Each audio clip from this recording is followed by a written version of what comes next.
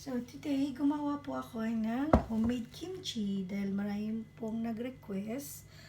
At hinalo ko na po lahat dyan yung sauce, pinaka-main sauce, which is na-blend ko together na onion, ginger, garlic, pear, at Korean fish sauce. Tapos, Korean gochugaru, chili flakes. At yung napaka-beads po, nababad ko na rin siya ng, I think, 2 to 4 hours. At ako nababad, yeah. So, ngayon, i-combine ko na siya together.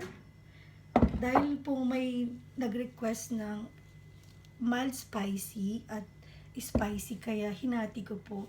So, nakagawa na po ako ngayon ng isang batch, which is, this is spicy. So, ngayon, ito naman yung mild lang. So, halika. Samahan niyo ako i-combine together lahat.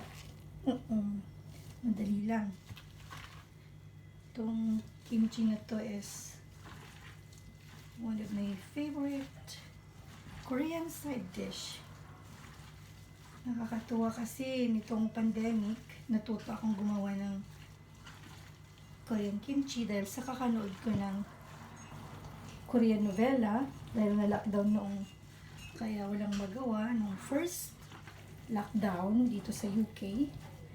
And I realized na baka hindi ko kaya subukan gumawa ng sarili kong side dish na kimchi. At awa ng Diyos, ang dali lang pala pero mahirap, long process.